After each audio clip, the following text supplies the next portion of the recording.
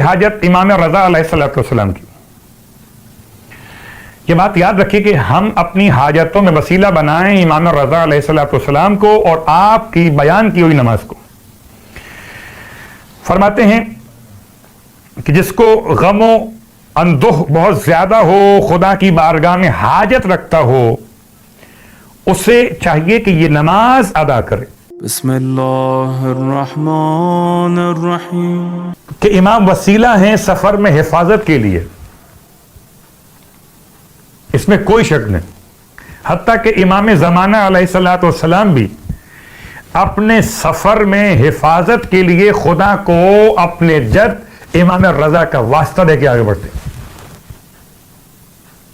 تو میری التماس ہے تمام سفر کرنے والوں سے کہ گھر سے نکلتے ہوئے السلام علیکہ یا علی ابن موسیٰ الرضا 8ویں امام کو یاد کر کے پھر نکلا کر.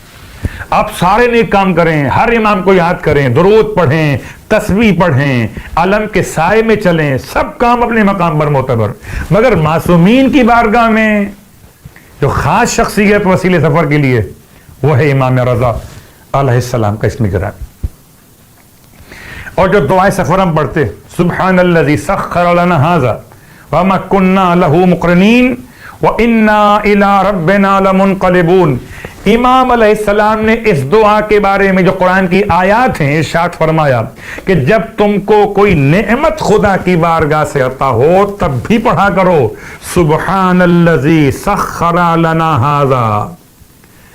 بے عیب ہے وہ ذات جس نے اس نعمت کو ہمارے لیے مسخر کر دیا، ورنہ ہم تو اس نعمت پر قادر نہیں تھے. اللہ اکبر. یہ معروف کرخی کے پاس جب پلٹ کر مامون رشید واپس آیا تو معروف کو بلوایا گیا. معروف تم نے اچھا نہیں کیا. کیا ہو گیا؟ کہ تم سے کہا تھا کہ امام سے لکھوا کے دینا، تم نے اپنا ہی لکھ کے دے دیا. تو کہنے لگے معروف کہ اگر غلام کے نام سے کام نکل جاتا ہو تو پھر مولا کو زحمت دینے کی کیا ضرورت ہے. اللہ اکبر. تو امام کی بارگاہ مقدس سے جو عطاؤں کا انداز ہے ان میں وسیلہ کا عنوان بھی اور آئیے علم بانٹنے والی کیفیت. عجیب لوگ ہیں مسلمان آج کے، عجیب لوگ ہیں. ہارون رشید یاد ہے، موسی کاظم یاد نہیں ہے، مامون رشید یاد ہے لیکن یاد نہیں ہے امام رضا علیہ السلام کا. بڑا علم دوست تھا، بڑے مناظرے کرتا تھا. علم دوست ہونا اور ہے اور محب آل محمد ہونا اور ہے.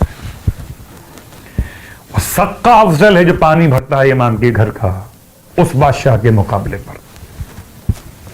ایک دن عباسی خلفاء کے 7ویں خلیفہ تھے مامون الرشید. امام سے پوچھا آپ کے جد بزرگوار قسیم الجنت والنار کیسے ہوئے؟ عجیب بات ہے. کبھی انشاءاللہ موقع ملے گا تو پھر آپ کی خدمت میں امام کے اتنے مناظرے ہیں اور اتنے عمدہ ترین امام کی بارگاہ سے جوابات ہیں سوالات کے حوالوں سے، چاہے وہ توحید کا مسئلہ ہو، خطبہ توحیدیہ، مسئلہ مناظروں کا ہو، انبیاء کی تنزیہ کے اعتبار سے، تطہیر انبیاء کے اعتبار سے، یا امام علیہ السلام کے الفاظ گرامی قدر اہل بیت کی شان کو بیان کرنے کے لیے، یا امام کے الفاظ خود لفظ امام کی وضاحت کے لیے. کتنا بیان کیا جائے، سلسلہ پورا موجود ہے. اور پھر سب کو کہاں یاد ہوگا طب امام رضا علیہ السلام 8ویں امام کے اسم گرامی سے مخصوص ہے. حالانکہ 7ویں امام وسیلہ شفا ہے مگر طب امام رضا علیہ السلام کی بارگاہ سے بھی چلی. امام نے خط کا جواب لکھا تھا مامون الرشید کے، اور امام نے اس خط کے جواب میں وہ تمام ترتیب کے اصول لکھے تھے جن کو کہا گیا کہ وہ خط کیا ہے کہ الذہبیہ، رسالۃ الذہبیہ. اگر امام کوئی جملہ عقیدے کا بیان کریں تو روایت بن جائے سلسلۃ الذہبیہ، اور اگر امام کوئی خط کا جواب لکھیں تو خط کا جواب ہو جائے رسالۃ الذہبیہ. سبحان اللہ. یہاں مامون رشید کہتا ہے امام سے کہ آپ کے جب کیسے ہو گئے؟ ایک طرف تو دوستی کا دعویٰ ہے کہ ہم بھی علی کو ماننے والے ہیں، پھر سوال بھی کر رہے ہیں۔ امام رضا علیہ السلام نے ارشاد فرمایا، کیا تم نے اپنے باپ دادا سے نہیں سنا کہ انہوں نے روایت کی ہے کہ حضرت عبداللہ ابن عباس نے کہا کہ میں نے رسول اکرم صلی اللہ علیہ وآلہ وسلم کو فرماتے ہوئے سنا، حب علی ایمان و بغضہ کفر۔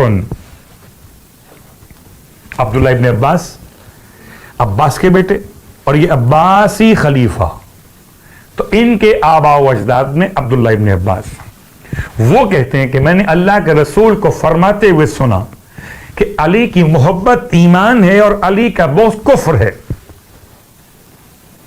مامون نے کہا ہاں یہ تو ہم نے سنا ہے، یہ سمجھ میں آ گیا۔ امام نے ارشاد فرمایا، حضور کا یہی فرمان سبب بنا کہ مولا علی علیہ السلام قسیم الجنت والنار قرار پائے۔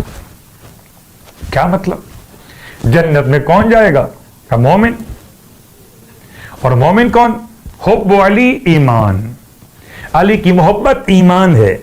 تو اگر کوئی مومن ہے تو علی کی محبت کی بنیاد پر مومن ہے، اور ایمان جنت میں لے جائے گا، تو علی کی محبت کی وجہ سے جنت میں جائے گا۔ اور اگر کوئی علی سے بغض رکھتا ہے تو کافر ہے، اور اس کا یہ کفر اسے جہنم میں لے جائے گا۔ تو خالی میرا مولا قسیم الجنہ نہیں، قسیم النار بھی ہے۔ اب یہاں روایت کا تتمہ بعض علماء نے اسلام لکھا کہ مامون نے کہا، خدا آپ کے بعد مجھے زندہ نہ رکھے۔ یہ وہی جملہ ہے، لولا علی اللہ ہلک، خدا مجھے آپ کے بعد زندہ نہ رکھے۔ میں گواہی دیتا ہوں کہ آپ رسول خدا کے علم کے وارث ہیں۔ کتاب کشف الغمہ کا روایت۔ بعض نے کچھ وضاحت کی کہ جب امام پلٹ کے واپس آئے تو امام کے کسی چاہنے والے نے امام سے پوچھا، مولا آج تو آپ نے کمال کا جواب دیا۔ کچھ لوگ ہوتے ہیں نا کمال کا جواب دیا، انہیں کیا پتا کہ مولا کے کمال کسے کہتے ہیں۔ جیسے لوگ کہتے ہیں مولا نے بڑا کمال کیا، در خیبر کو 2 انگلیوں سے اکھاڑ دیا۔ یہ کمال نہیں تھا، یہ تو وقت کی ضرورت تھی۔ بھلا معصوم کا کمال تم کیا سمجھ سکو گے؟ عقل بھی مختصر ہے، علم بھی ناقص ہے، برداشت کہاں تمہارے اندر؟ امام رضا علیہ السلام کا کمال۔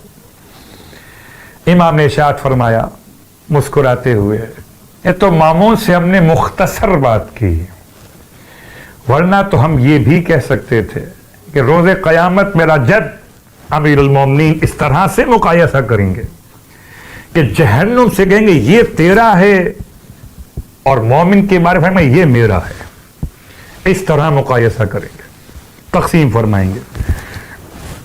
امام رضا علیہ السلام کی بارگاہ مقدس کتنا فیض، کتنا لطف و کرم تقسیم کیا گیا، اللہ اکبر، کہ انسان تصور کرے کہ مولا کی بارگاہ سے علم بھی اور عمل بھی۔ روایت آپ کی خدمت میں پیش کر دوں، فرماتے ہیں امام رضا علیہ السلام کہ مت چھوڑو عمل صالح کو آل محمد کی محبت پر تکیہ کرتے ہو۔ لا تدعوا العمل الصالح اتکالا علی حب آل محمد، اور نہ چھوڑو آل محمد کی محبت کو عمل صالح پہ تکیہ کرتے ہو۔ یعنی مولا بتانا چاہتے ہیں کہ دونوں کے ساتھ ساتھ چلو، آل محمد کی محبت بھی ہو اور عمل صالح بھی ہو۔ ایسا نہ ہو کہ آل محمد کی محبت ہو عمل صالح نہ ہو، اور ایسا بھی نہ ہو کہ عمل صالح ہو اور آل محمد کی محبت نہ ہو۔ امام رضا کس انداز سے سمجھا رہے کہ ایک مرتبہ آپ کے خادموں میں سے ایک خادم کچھ پھل کھا رہا تھا، لیکن ایک پھل اٹھا کر اسے ختم کیے بغیر دوسرا اٹھا لیتا تھا۔ جیسے کبھی کبھی ہم بھی کرتے ہیں، وہ ایک آپ نے ایک بائٹ لی ایک پھل سے، اس کو رکھ دیا، ایک اور اٹھا لیا، اسے ایک بائٹ لی، اس کو چھوڑ دیا۔ امام نے اس کے اس عمل کو مشاہدہ کیا، ارشاد فرمایا کہ سبحان اللہ، اگر تمہیں ان کی ضرورت نہیں ہے، ان پھلوں کی، تو ایسے ضرورت مند موجود ہیں ان کو کھلا دو۔ یعنی انسان نعمت پروردگار پر توجہ تو کرے۔ امام کی بارگاہ مقدس سے یہ تمام تا ذمہ داریاں کہ کس طریقے سے امام نے اپنے چاہنے والوں کے لیے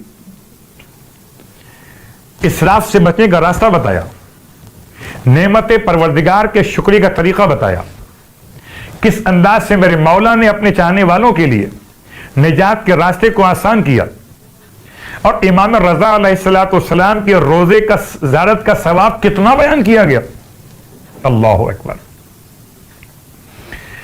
دل کھینچا چلا جاتا ہے۔ کون؟ السلام علیکم یا غریب الغرباء، کہ دل چاہتا ہے کہ امام کے روزے پر پہنچیں اور اپنے نگاہوں سے امام کے روزے کی زیارت کریں، اپنی زبان سے امام کی خدمت میں سلام پیش کر سکیں۔ کس طرح سلام پیش کرے؟ کہ اے غریب الغرباء، اے معین الضعفاء والفقراء۔ امام کی بارگاہ مقدس سے کل بھی کچھ باتیں بیان کی تھیں اور کچھ باتیں آج بیان کرنا مقصود ہیں، جن میں سے کل ہم نے امام علیہ السلام کا درود بیان کیا تھا اور امام علیہ السلام کی ایک حاجت کی نماز بیان کی تھی، اور آج ایک اور نماز حاجت امام رضا علیہ السلام کی۔ یہ بات یاد رکھیے کہ ہم اپنی حاجتوں میں وسیلہ بنائیں امام رضا علیہ السلام کو اور آپ کی بیان کی ہوئی نماز کو۔ فرماتے ہیں کہ جس کو غم و اندوہ بہت زیادہ ہو، خدا کی بارگاہ میں حاجت رکھتا ہو، اسے چاہیے کہ یہ نماز ادا کرے، 2 رکعت نماز پڑھے اور ہر رکعت میں الحمد کے بعد 13 مرتبہ سورہ انا انزلنا کی تلاوت کرے۔ ہر رکعت میں الحمد کے بعد 13 مرتبہ سورہ انا انزلنا کی تلاوت۔ نماز کی نیت کیا ہے آج بھی؟ نماز حاجت۔